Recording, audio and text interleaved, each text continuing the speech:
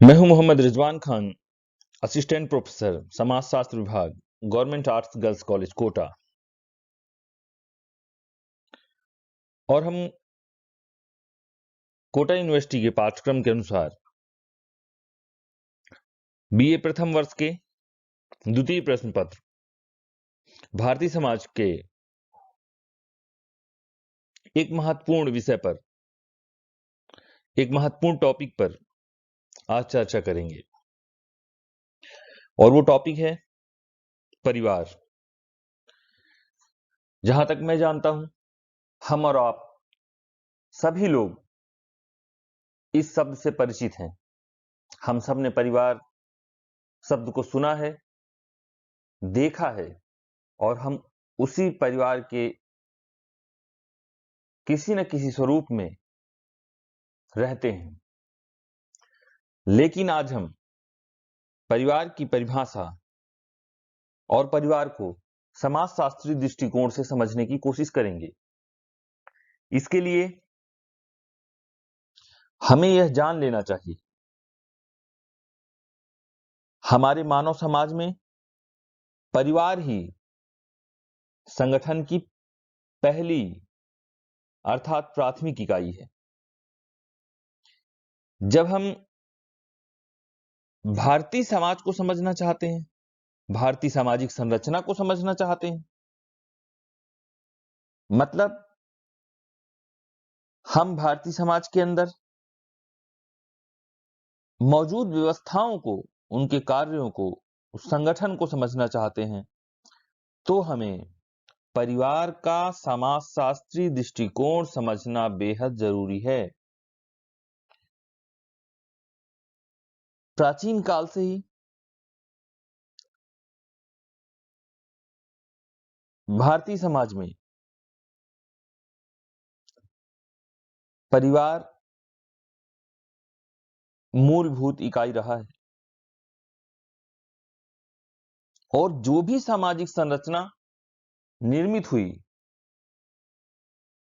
परिवार ही उसकी मूलभूत इकाई रहा। आप जानते हो, परिवार या एकाकी परिवार, क्योंकि पहले परिवारों का जो आकार था, हम ये कह सकते हैं कि जो प्राथमिक इकाई रही होगी परिवार की, वो एकाकी परिवार था। और इन्हीं छोटी छोटी इकाइयों से मिलकर बाद में आगे चलकर भारतीय समाज में या भारतीय सामाजिक संरचना में आज जो स्वरूप नजर आता है, हमें परिवार जब हम देखने के लिए जाते हैं तो हमें कहीं संयुक्त परिवार मिलता है, कहीं हमें नाभिकीय परिवार या केंद्रीय परिवार जिसे कहते हैं, उससे बड़े परिवार मिलते हैं। ऐसे परिवार मिलते हैं जिनमें कई पीढ़ियों के लोग भी मिलजुल कर एक साथ रहते हैं। इसके बाद हमें वंश समूह मिलता है। हम गोत्र समूह के बारे में पढ़ते हैं। हम उपजातियां, जातियां, जनजातियां और ग्रामीण समाज में तरह तरह के परिवार, जिन्हें हम आगे चलकर प्राथमिक समूह या द्वितीयक समूह के रूप में भी विभाजित करते हैं। इन सब से हमारा भारतीय समाज को पढ़ते समय, भारतीय समाज को जानते समय, भारतीय समाज की संरचना को समझते समय इन सब से हमारा परिचय होता है। ये सब कहीं ना कहीं उसी एकाकी परिवार के स्वरूपों में से एक है। आप जानते हो, परिवार ही जाति व्यवस्था की पहली इकाई है, परिवार ही संगठन की इकाई है। परिवार का अध्ययन जब हम समाजशास्त्री दृष्टिकोण से करने का प्रयास करते हैं, तो हमें इसके अर्थ, परिभाषा, प्रकार, कार्य और इसकी तमाम विशेषताओं, परिवार में परिवर्तन, इन तमाम पक्षों को समझना जरूरी होता है। लेकिन आज के इस वीडियो में हम सब परिवार का अर्थ और परिवार की भाषा पर चर्चा करेंगे। मतलब हम यह जानने की कोशिश करेंगे कि जिस परिवार को हम जानते हैं, जिस परिवार में हम रहते हैं, जिस परिवार में हम निवास करते हैं, वास्तव में समाजशास्त्री भाषा में वो परिवार है क्या? वो परिवार करता क्या है? जब आप परिवार की परिभाषाएं पढ़ेंगे ना, तब आपको इस बात का एहसास होगा कि वास्तव में परिवार क्या करता है, समाज में परिवार का क्या योगदान है, समाज समाज को परिवार किस प्रकार से व्यवस्थित करता है, परिवार समाज के लिए किस प्रकार महत्वपूर्ण है और परिवार का अस्तित्व समाज के लिए कितना जरूरी है। मैं जो परिभाषा परिवार की आपके सामने प्रस्तुत करना चाहता हूं, वो मशहूर समाजशास्त्री मैकाइवर और पेज ने लिखी है। उनके अनुसार परिवार पर्याप्त निश्चित यौन संबंध द्वारा, देखो हमने परिवार को समझ लिया, परिवार के बारे में जान लिया, हम परिवार में रहते हैं, लेकिन जब हमें परिवार को लिखना होता है, जब हमें परिवार को परिभाषित करना होता है, मैं सिर्फ परिवार की बात नहीं कर रहा बच्चों, ऐसे कई वर्ड होते हैं, ऐसी ऐसी कई शब्दावली आपके सामने से गुजरेगी जिन्हें आप जानते तो हैं, जिन्हें आप करते तो हैं, जिन्हें आप समझते तो हैं, लेकिन जब उनके बारे में लिखना होता है तो हमारे पास पर्याप्त शब्दों का भंडार नहीं होता, हमारे पास पर्याप्त शब्दों का या उचित शब्दों का संचय नहीं होता। इस परिभाषा से न सिर्फ परिवार को समझा जा सकता है, बल्कि दो या एक लाइन में ही परिवार को पूरी तरह से परिभाषित किया जा सकता है कि परिवार क्या करता है।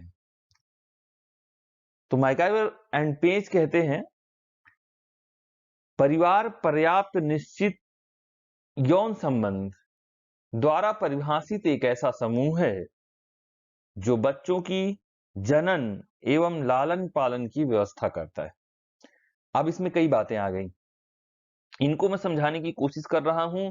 अगर हमने एक परिभाषा पढ़ ली, उसको समझने का प्रयास कर लिया, मैं बार बार इस बात पर जोर क्यों देता हूं कि बच्चों आओ आप एक परिभाषा पढ़ो, बच्चों आओ आप कोई ना कोई परिभाषा उठाओ, उसको समझने की कोशिश करो। और एक बात और कहता हूं कि बड़ी परिभाषा उठाना क्यों? क्योंकि कभी कभी परिभाषाएं आंशिक भी होती हैं, कई परिभाषाएं ऐसी होती हैं जो किसी शब्दावली के लिए या किसी शब्दावली के आंशिक पार्ट को ही रिप्रेजेंट करती हैं, मतलब उस पार्ट की ही डिफिनीशन उसमें होती है, बाकी को वो परिभाषित नहीं करती। इसलिए आप ऐसी परिभाषा उठाने का प्रयास करें, आप परिवार पढ़ रहे हो, समूह पढ़ रहे हो, संस्था पढ़ रहे हो, कोई भी चीज पढ़ रहे हो, आप ऐसी परिभाषा उठाने का प्रयास करें जो पूरे शब्द को अच्छी तरह से परिभाषित करने का प्रयास करती होगी। कई बार कई विद्वान छोटे से वाक्य में ही सारी बात या सारा निष्कर्ष लिख देते हैं। उनमें से ही मैकाइवर एंड पेज ने परिवार के लिए यहाँ पर एक बहुत अच्छी परिभाषा दी है। अगर हम समझना चाहें तो हम इसमें से सब कुछ समझ सकते हैं। अब समझना, परिवार पर्याप्त निश्चित यौन संबंध द्वारा।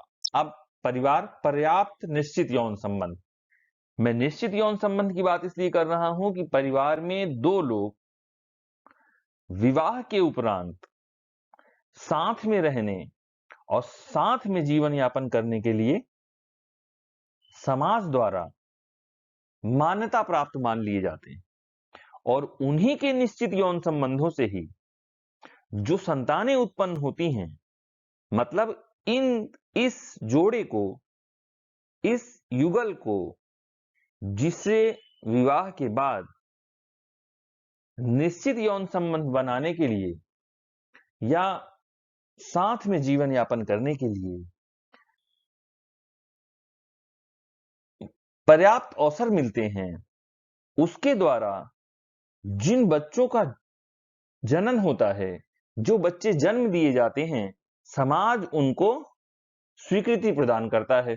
और परिवार की जिम्मेदारी क्या होती है? तो अब ये क्या कह रहे हैं, पर्याप्त निश्चित यौन संबंध, मुझे लग रहा है समझ में आ गया होगा। आगे बढ़ूं, आगे बढ़ते हैं। परिवार पर्याप्त निश्चित यौन संबंध द्वारा परिभाषित एक ऐसा समूह है, मतलब ये हो गया कि एक निश्चित समूह है। बच्चों और जान लो, ये तो प्राथमिक समूह है, मतलब पहला समूह, ऐसा समूह जिससे हमारे समाज का निर्माण होता है, उसकी शुरुआत यहीं से होती है। प्राथमिक समूह है, जिनमें जो संबंधी होते हैं वो प्राथमिक संबंधी होते हैं, जो रिलेशन होते हैं ना, वो प्राथमिक प्राइमरी रिलेशन होते हैं, प्राथमिक संबंध होते हैं। संबंधों के बारे में हम थोड़ा सा बाद में पढ़ने की कोशिश करेंगे, उस वक्त आप इस बात को याद दिला देना, मैं कोशिश करूंगा कि इसको क्लियर कर दूं। तो एक ऐसा समूह है जो बच्चों की जनन एवं लालन पालन की व्यवस्था करता है। मतलब ये परिवार का क्या काम हो गया कि परिवार में दो लोगों के लिए या दो से अधिक लोग भी होते हैं। कई बार परिवार ऐसे भी होते हैं कि परिवार में आ, आ, अभी हम परिवार के बारे में पढ़ेंगे तो हमें कई बार दिखेगा कि बहुपत्नी विवाह होते हैं, बहुपति विवाह होते हैं, या डिफरेंट टाइप की जो मैरिज हैं वो हमें आएंगी नजर में। लेकिन एक बात तो निश्चित रहेगी कि परिवार में जो यौन संबंध जिनके जिनके बीच होंगे, उनके संबंध निश्चित होंगे, और उनसे जो उत्पन्न संतानें होंगी उनके लालन पालन की व्यवस्था यह समूह करेगा। मतलब परिवार करेगा, मतलब जो समूह करता है वो परिवार कहलाता है। बात समझ में आ गई? कितनी शानदार परिभाषा महकावर ने दी है। अगर हम इस परिभाषा से परिवार को नहीं समझ सके तो शायद हमें परिवार को समझने में कहीं ना कहीं भूल हुई है। फिर इसके बाद मुरडॉक ने विवाह पर, परिवार पर, इस पर बहुत अध्ययन किया है, और बहुत सारी परिभाषाएं भी इनकी जो हैं वो आपको मिलेंगी। मैंने एक परिभाषा को यहाँ पर शामिल किया है कि परिवार एक ऐसा सामाजिक समूह है। ये तो हम सबको समझ में आ गया है कि परिवार सामाजिक समूह है जिसके लक्षण सामान्य निवास। भाई पहला लक्षण है सामान्य जगह पर निवास। सामान्य निवास मतलब एक ही जगह पर निवास होगा, आर्थिक सहयोग होगा और जनन होगा। तो ये लिखते हैं जिसके लक्षण सामान्य निवास, आर्थिक सहयोग और जनन है। शायद मैंने यहाँ पे सामान्य गलत लिख दिया, या इसको हम समान निवास भी कह सकते हैं, मतलब एक ही स्थान पर निवास करते हैं। फिर इसके बाद दूसरा जो है आर्थिक सहयोग और जनन है।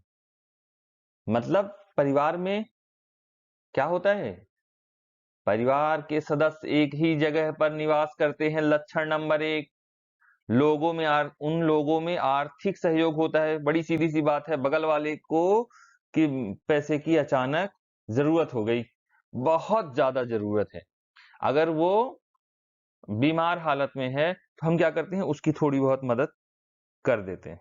लेकिन कभी ऐसा होता है कि हम अपनी पूरी संपत्ति उसको दान कर दें? नहीं करते। चलो इसको भी हटाओ, बगल वाले को अपने घर पे कोई फंक्शन करना है, कोई पूजा ही करनी है, कोई समारोह आयोजित करना है।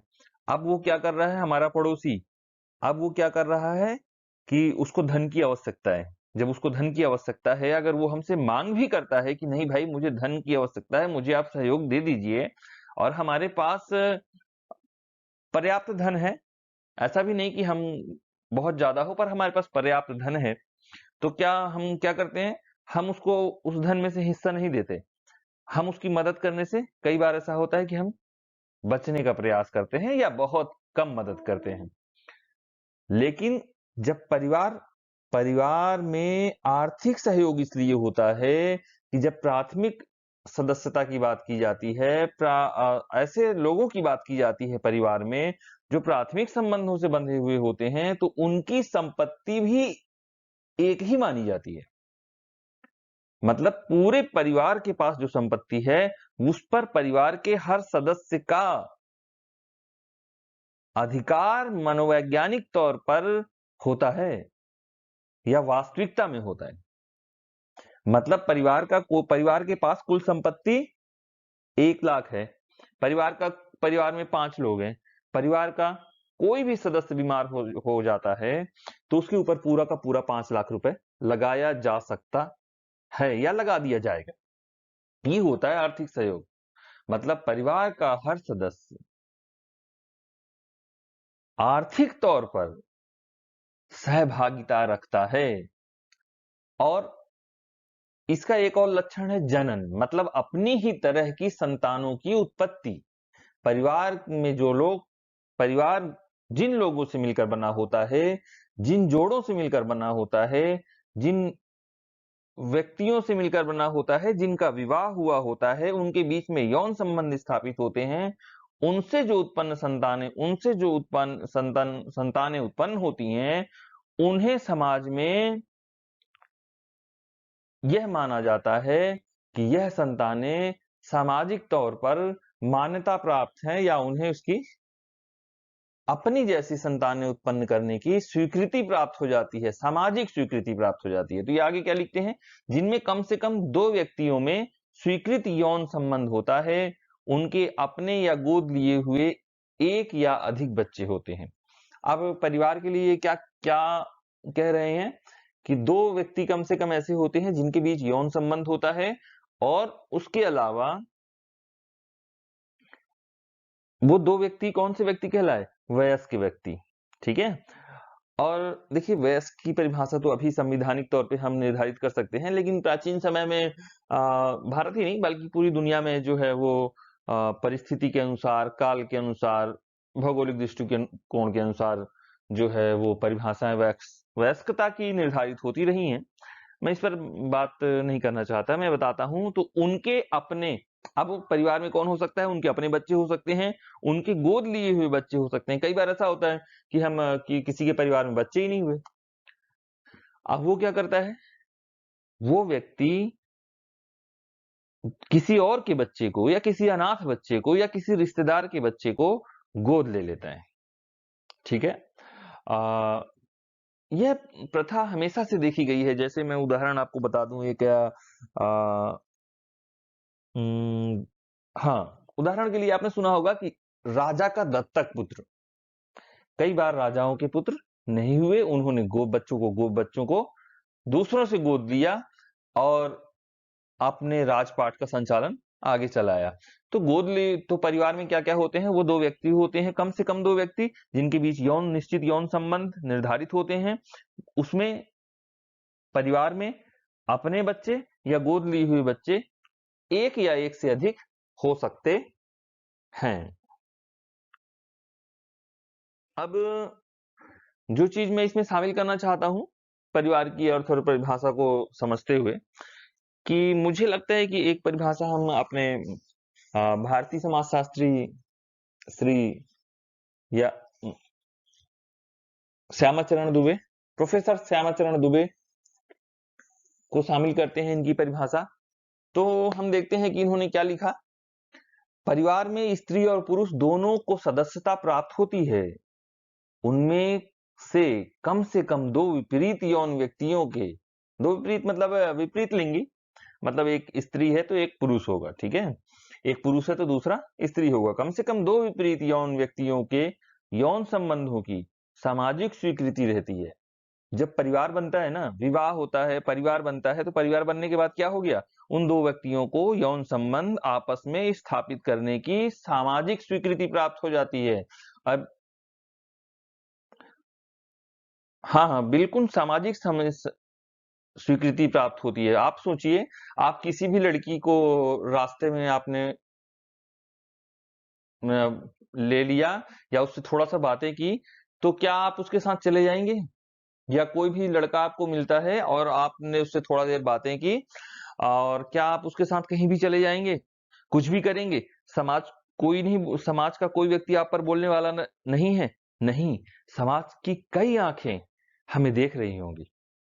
हमें पता नहीं चलता कि समाज हमें नियंत्रित करता है। समाज हमारे जो क्रियाकलाप हैं, उन पर नज़र रखता है।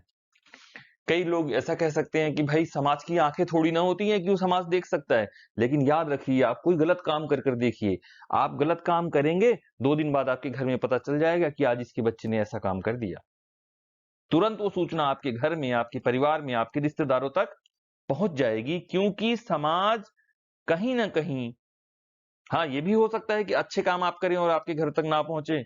ऐसे बहुत सारे लोग मिलते हैं, अच्छे काम तो बताने वाले नहीं है, लेकिन अगर आपने बुरा काम कर दिया तो यकीन मानिए वो आपके घर तक पहुंच जाएगा। इससे क्या होता है, लोग बुरे काम करने से बचते हैं, लोग गलत काम करने से बचते हैं और इससे सामाजिक नियंत्रण बना रहता है। मतलब 2 लोगों को विवाह के बाद ही यौन संबंध बनाने की या यौन संबंध के लिए सामाजिक स्वीकृति प्राप्त होती है, और ये किसके द्वारा प्राप्त होती है? विवाह नामक संस्था के। विवाह नामक संस्था के माध्यम से 2 लोगों को या 2 से अधिक लोगों को आपस में यौन संबंध बनाने की स्वीकृति प्राप्त होती है। अब फिर उसके बाद वो आगे लिखते हैं कि सामाजिक स्वीकृति रहती है और उनके संसर्ग से उत्पन्न संतान मिलकर परिवार का निर्माण करते हैं। मतलब कम से कम 2 विपरीत यौन व्यक्तियों के यौन संबंधों की सामाजिक स्वीकृति रहती है, और उनके संसर्ग से मतलब उनके मिलने से जो संतान उत्पन्न होती है, जो संतान उत्पत्ति होती है, उनसे मिलकर जो समूह बनता है, उनसे मिलकर जो समूह बनता है, उसे ही हम परिवार कहते हैं। अब देखो, ये 3 परिभाषाएं हम लोगों ने यहाँ पे उठाई और 3 परिभाषाओं को लेकर हमने समाज को समझने की कोशिश की। तो समाज को समझने में 3 परिभाषाओं के माध्यम से मैं कह सकता हूँ कि कम से कम 3 बातें तो मेरे समझ में आ गई हैं। एक बात तो ये समझ में आ गई है कि परिवार में कम से कम 2 लोग, स्त्री और पुरुष, या पुरुष या स्त्री, कम से कम 2 विपरीत लिंग वाले ऐसे व्यक्ति होते हैं जो वयस्क हों और उन्हें आपस में यौन संबंध स्थापित करने की सामाजिक स्वीकृति प्राप्त होती है, और परिवार में उनके बच्चे मतलब उनसे उत्पन्न हुई संतानें भी शामिल होती हैं। कम से कम इतना तो हमारी समझ में आ गया। और इसके बाद आज के लिए आप सबको धन्यवाद। मिलेंगे अगले वीडियो में। तब तक आप कोरोना काल में अपना ध्यान रखिए, अपनों का ध्यान रखिए, खुद भी हतोत्साहित मत होइए, उत्साह बनाए रखिए, अपना भी और अपनों का भी। Thank you.